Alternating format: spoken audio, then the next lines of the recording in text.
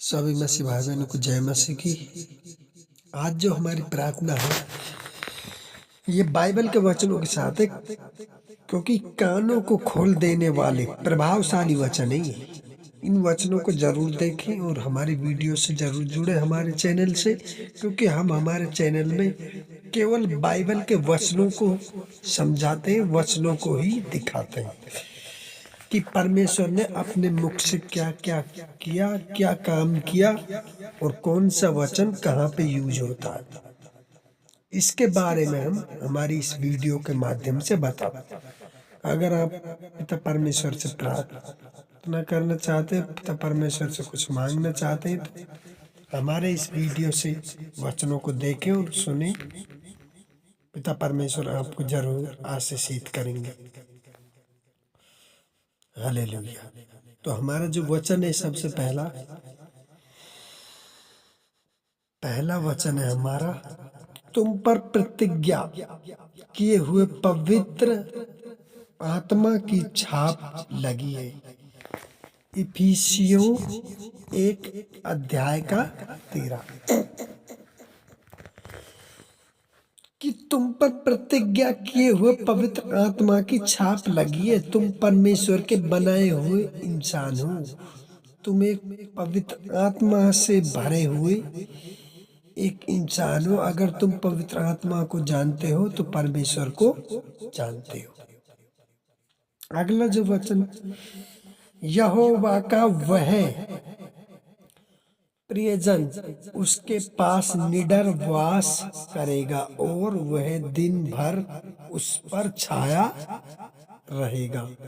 व्यवस्था विवरण 33:12 कि यहोवा का वह प्रियजन यहोवा के साथ निडर रहेगा, क्योंकि वह दिन भर यहोवा की छाप लिए फिरता है, यहोवा पर विश्वास करता है, क्योंकि वही मेरा पिता और परमेश्वर है। अगला है, मांगो तो तुम्हें दिया जाएगा, ढूंढो तो तुम पाओगे, खटखटाओ तो तुम्हारे लिए खोला जाएगा। मत्ती 7:7 कि परमेश्वर कह रहे हैं कि मांगोगे तो तुम्हारे लिए दिया जाएगा, अगर ढूंढोगे तो तुमको पाओगे या पाएगा, अगर खटखटाओगे तो तुम्हारे लिए दरवाजे खोले जाएंगे। ये किसमें कहा है? मत्ती 7:7 में। अगला है, अपनी सारी चिंता उसी पर डाल दो, क्योंकि उसको तुम्हारा ध्यान है। 1 पतरस 5:7 कि अपनी जो सारी चिंता है वे परमेश्वर पर डाल दो, क्योंकि परमेश्वर तुम्हारा ध्यान रखने वाला पिता है, और उसी पर भरोसा करते हुए उसी के साथ चलो, उसी के वचनों के अनुसार चलो और परमेश्वर की महिमा करते रहो। दिन प्रतिदिन परमेश्वर की महिमा करो और परमेश्वर के साथ चलो। ये वचन ये कहता है, क्योंकि अपनी चिंताएं परमेश्वर पर डाल। अगला वचन है, मैं तेरा इलाज करके तेरे घावों को चंगा करूंगा। यहोवा की यह वाणी है। यिर्मयाह 30:17 कि मैं तेरे घावों को चंगा करूंगा, मैं तेरा इलाज करूंगा। हालेलुया। अगला वचन है, यहोवा मेरे अंधकार या अंधियारे को दूर करके उजाला कर देता है। 2 यमूएल 22:29 कि यहोवा तेरे अंधियारे को दूर करके उजाले कर देता है, यानी कि यहोवा तेरी बुरी बातों को, बुरे कामों को हटाकर तुम्हें अच्छे कामों की ओर बढ़ाता है, तुम्हें अच्छे कामों की ओर सहज करता है पिता परमेश्वर।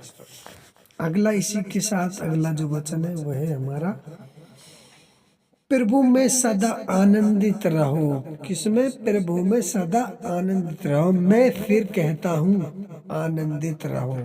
फिलिपियों 4:4 कि परमेश्वर में सदा आनंदित रहो, सदा खुश रहो, क्योंकि तुम्हारी जो दुख है, तुम्हारे दुख है, तकलीफ है, वो किसने ले ली? परमेश्वर ने अपने क्रूस के साथ उनको ले गया। तो हमें प्रभु में क्या रहना चाहिए?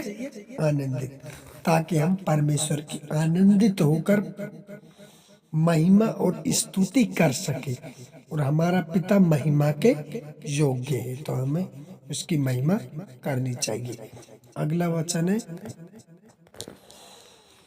परमेश्वर के अनुग्रह ही से तुम्हारा उद्धार हुआ है। इफिसियों 2:5। क्योंकि परमेश्वर के अनुग्रह से ही हमें उद्धार मिला है, क्योंकि परमेश्वर ने अपने आप को क्रूस पर चढ़ाकर हमारे सारे पापों को लेकर क्रूस पर चढ़ गए, ताकि हमें उद्धार मिले, ताकि हम बचाए जाएं। तो हम इस वीडियो से यही आशा करते हैं कि आपको समझ आ रहा है और आप हमारे वीडियो को अच्छे से समझ रहे हैं हमारे इन वचनों के द्वारा। चिंता कुछ भी बताती नहीं है। परमेश्वर में भरोसा करना हर चीज को बदलता है। यह तो है कि हम परमेश्वर पर भरोसा रखेंगे तो हमारे परमेश्वर असंभव को भी संभव करते हैं।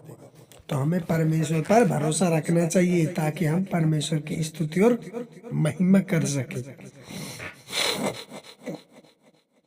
और हमारे परमेश्वर महिमा के योग्य है। घास तो सूख जाती है और फूल मुरझा जाता है, परंतु हमारे परमेश्वर का वचन सदैव अटल रहेगा। यशायाह है 40:8 कि घास मुरझा जाती है और घास सूख जाती है और फूल मुरझा जाता है, परंतु हमारा परमेश्वर का जो वचन है वो सदैव अटल रहता है। अगर हमने हमारे वचन के साथ दुष्ट आत्मा को लताड़ा है तो वो दुष्ट आत्मा भागेगी 100%। अगला वचन है, यहोवा तुमसे सब प्रकार के रोगों या रोग दूर करेगा और मिस्र की बुरी बुरी व्याधियों जिन्हें तू जानता है उनमें से किसी को भी तुझे लगने नहीं देगा। व्यवस्था विवरण 7:15 कि यहोवा तेरे सब प्रकार के रोगों को दूर करेगा, क्योंकि परमेश्वर ने हमारे रोगों के लिए कोड़े खाए। हर एक रोग के लिए एक कोड़ा खाया है हमारे पिता परमेश्वर, ताकि हम बचाए जाए। अगला जो वचन है, जो प्रभु की संगति में रहता है वह उसके साथ एक आत्मा हो जाती है। 1 कुरिन्थियों 6:17 कि जो प्रभु की संगति में रहता है उसके साथ एक आत्मा हो जाती है, एक आत्मा जुड़ जाती है जो उसको हानि पहुंचाने नहीं देती है, क्योंकि वो पवित्र आत्मा होती है हमारे पिता परमेश्वर की।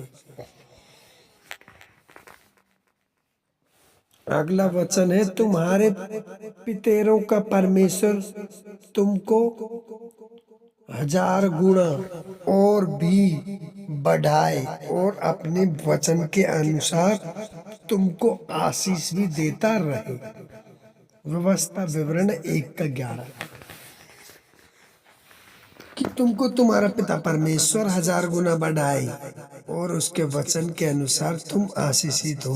हम आशीषित जब ही होते हैं जब हम उनके वचनों के अनुसार चलते हैं, वचनों के द्वारा चलते हैं।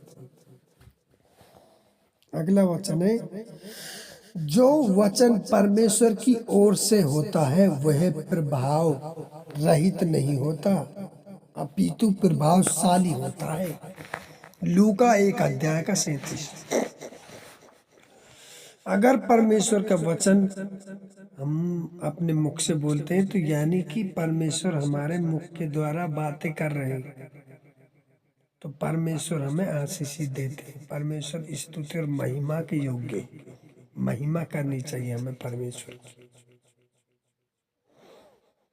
अगला वचन है, वह तेरी सीमा में शांति देता है और तुझको उत्तम से उत्तम गेहूं से तृप्त करता है। भजन संहिता 147 का 14। अगर हमारे वीडियो अच्छा लगा तो लाइक करें और सब्सक्राइब करें और लास्ट में आमीन टाइप करें और मसीह भाई बहनों को ज़्यादा से ज़्यादा शेयर करें ताकि उनको पता लगे कि वचनों का महत्व कितना है हमारे जीवन में। सभी मसीह भाई बहनों को आमीन। जय मसीह।